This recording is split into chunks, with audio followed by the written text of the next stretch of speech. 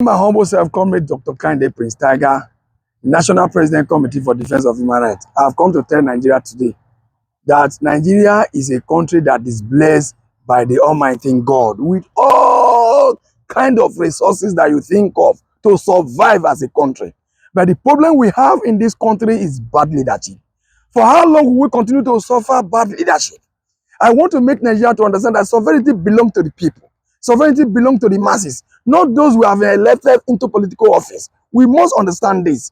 One of the reasons why we continue to suffer bad leadership in Nigeria is because we do sell our votes to those who are not qualified to hold any political office. We sold our conscience. You cannot eat your cake and have it. We sold our conscience to politicians. We sold our development to politicians. Our politicians have kidnapped development from us and they are giving us other development because we do willingly sell out our rights. However, Nigeria is a country that can be developed with our resource. A country with 60,000 communities, 774 local government is a country that can be developed if our leaders really want to develop our country. However, I want to say this, that people have started campaigning for 2027. We must not vote the wrong people into political office come 2027. And we must not sell our vote. We must not sell our conscience. We must vote the right people into office. For those who have been elected 2023 that are clamoring for second tenure, we must look at their strides, their scorecard. What have they done? For the few years they have stayed in political office, for the few years they have been elected into political office, have they been able to fulfill 60% of their campaign manifesto during their campaign? Have they been able to bring development to the grassroots? Have they been able to make the poor to enjoy what is called democratic system? These are things we need to consider before we vote come 2027. We must consider all this and we must understand that sovereignty belongs to us. We must not sell our right. Every politician must show us their scorecard if they want to return for second tenure. No work, no second tenure. No work for your first tenure, no second tenure.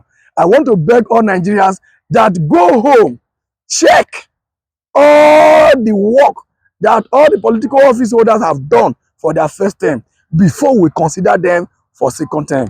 We must not vote wrongly come 2027.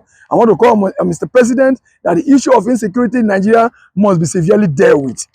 Because if the people are not peacefully, they cannot enjoy whatever development, whatever policy you are trying to implement in this country. We must enjoy peace first. Peace is paramount. Security is paramount. All the service chiefs must wake up for their slumber to make sure they deal with all the issues of insecurity in this country. We keep hearing on daily basis where bandits have kidnapped, armed robbers has robbed. All kind of insecurity is happening in this our country. Mr. President, please give a directive to your service chief to make sure they wake up for their slumber and deal with the issue of insecurity in our country so that we can sleep with our two eyes closed.